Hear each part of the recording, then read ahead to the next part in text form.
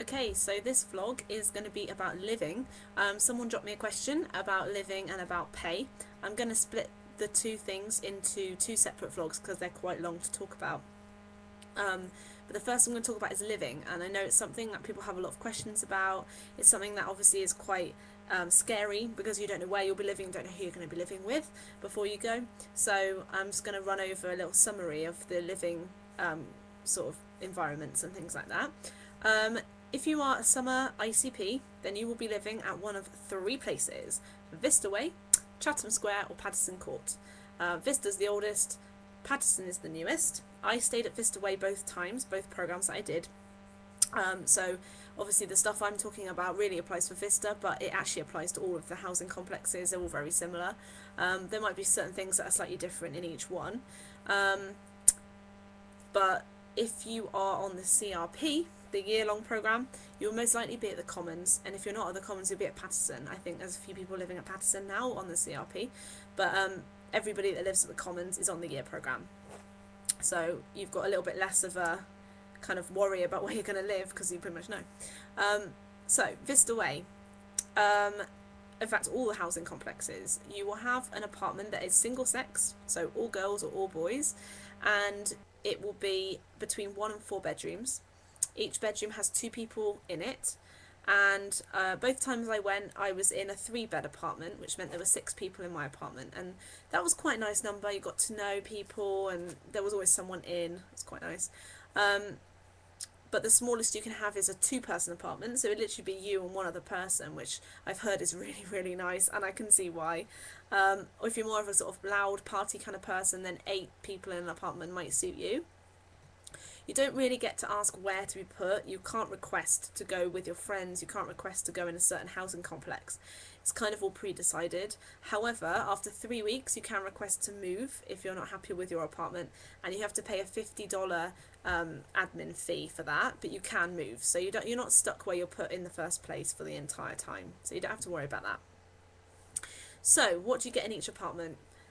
In each bedroom, you'll get a walk-in wardrobe with a big locker, so you can put your laptop or your valuables in there. You need to buy a little padlock at Walmart, somewhere like that.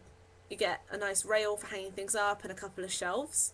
And then in the actual bedroom itself, you get a bedside table and a big dressing table that has 6 drawers in it, so you get 3 for one person and 3 for you. Nice big mirror, blinds on the windows, several sockets for plugging things in. Don't forget your adapters. And I think that's about it. You won't get provided with things like a bedside lamp or a clock or things like that. You'll need to buy that kind of stuff if you want to have it in your apartment. Obviously you also get your bed and your mattress, but you won't get any bedding, so that's something else you need to buy when you get there. You need to buy your pillows, any sort of comforter. It's kind of like a duvet, or sheets and that kind of stuff. You need to buy that. You will also get between 1 to 2 bathrooms within your apartment. I think the only apartment to have 1 bathroom is the 1-bedroom ones. So basically anything more than 2 bedrooms, you should get 2 bathrooms in your apartment. And obviously in the bathroom it's pretty standard. You get a bath, a shower, which is all one, a toilet and a sink.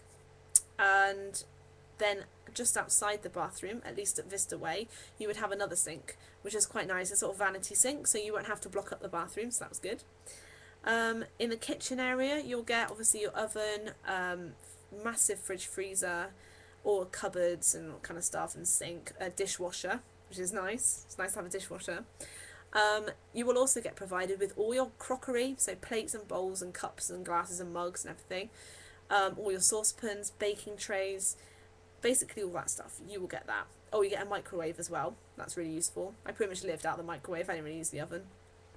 So you don't need to worry about taking sort of kitchen stuff. You can buy stuff when you get there. I mean, I bought a toaster last time. It's quite nice to have a toaster. But things like cutlery and just boring stuff like that, you don't need to take that. So you're good. And then the living area is kind of adjoined to the kitchen area. It's all kind of open plan. And you get a couple of sofas, chair, a couple of tables, and then you also get an internet socket. Apartments don't come with things like TVs or wireless routers or anything like that. You'll need to club together with your roommates to buy those, or if you're lucky, someone's already bought one when you move in. and you can just take advantage of that. A lot of people split it between them, so it's a lot cheaper. Things like a wireless router, really, really useful, because otherwise you've got to plug in your laptop and obviously get a long enough cable to be in another room, or other than that you have to sit next to the plug the whole time you want to be on the internet. So you do get your internet connection in the living room. I think, I might be wrong saying this, but I think in Paterson you get a Wi-Fi connection because it's a newer apartment complex. It only opened in 2009, I think. I was there in 2008 and they were still building it. So it's really, really new. So Paterson's a little bit different. Vista Way opened a good over 20 years ago. So it was a lot older. So that's what you get in your apartment. You get, let me think, 4 apartments on each floor of the building, and then there are 3 floors. So 12 apartments per building, and I think at Vista there was a good 20 buildings at least. So there was a lot of people living there. So because of that, you get some really good amenities in your housing complex. At Vista Way we had 2 swimming pools. We had a gym, we had a learning centre where you can go and borrow DVDs and books and things like that. And you can also use the computers there with the internet connection. And there's printers as well, so you can print stuff off. What else was there? There was a front desk where you could go and hire out things like tennis rackets or basketballs or vacuum cleaners, housing, kind of things to keep your apartment clean. And also at the front desk, they will take your packages, so anything that arrives to you, any mail that won't fit through into your letterbox thing in the post room, they'll keep hold of that and you go and pick it up from them. You do get a post room with a little, tiny little letterbox thing, so all your letters and postcards and stuff will go in there. You get a key for that. Talking of cleanliness, you will have apartment inspections. Apartment inspections happen every 1 to 2 months, I would say. I think on both my programs, when I was there for 3 months, we only had 1 inspection each time. So it's kind of luck of the draw a little bit. But if you do really well and if it's really, really clean, then you get rewarded with chocolate, which is quite nice. And if it's not so clean and they need to employ someone to come and clean it for you, you will be charged and it will come straight out of your paycheck, so you won't even get a choice about that. So it's a good idea to keep it clean. Security is another thing I was going to say, and the 1 AM rule. Security is a really, really big thing at housing complexes, and you can understand why. I would say it's a really good thing. When you're in your housing complex, you know that you're safe. Price management are the people that control all the housing stuff. It's not actually Disney as such, but they also employ all the security guards. You won't be able to get in and out without going through the security point. You have to show your ID to get in, but not to get out, obviously. They will ask every car that comes in to see an ID as well. You also have to have a parking permit if you have a car as well. The 1 AM rule is basically whereby people who do not live at your housing complex can be signed into it. So you will have to go to the security checkpoint and you will have to sign in that person to come into the housing complex. They can stay there until 1 o'clock in the morning. 1 o'clock is the latest they can stay, and then they have to leave. They have to go back to their own apartment complex. That is provided they're a cast member. If they're not a cast member, there are slightly different rules for friends and family.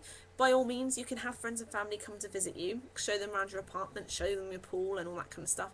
But the facilities that are there are really for the people living there, so they can't come and just enjoy your pool for the whole day.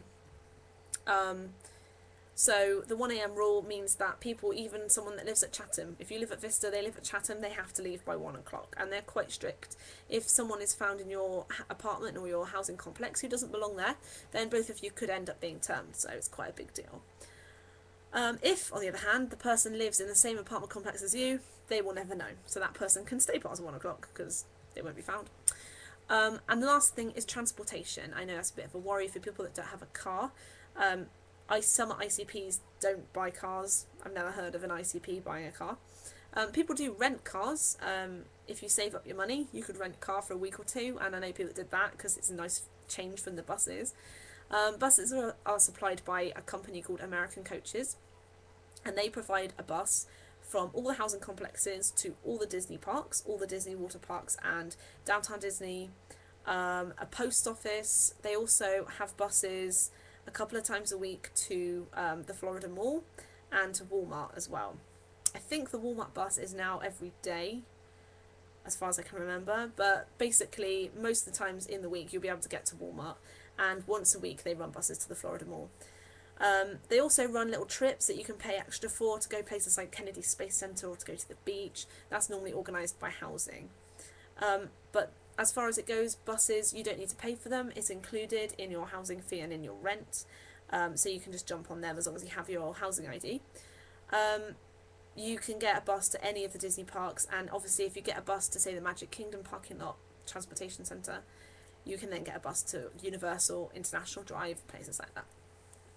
Taxis are reasonably expensive, as taxis always are, but like I said, some people do rent cars as well. I know I've just said a lot of information all in one go. If you have any questions about living or about anything relating to, you know, Vista Way, Chatham and all that stuff, feel free to leave me a comment or pop onto my blog, because I have talked a lot about living conditions on there as well.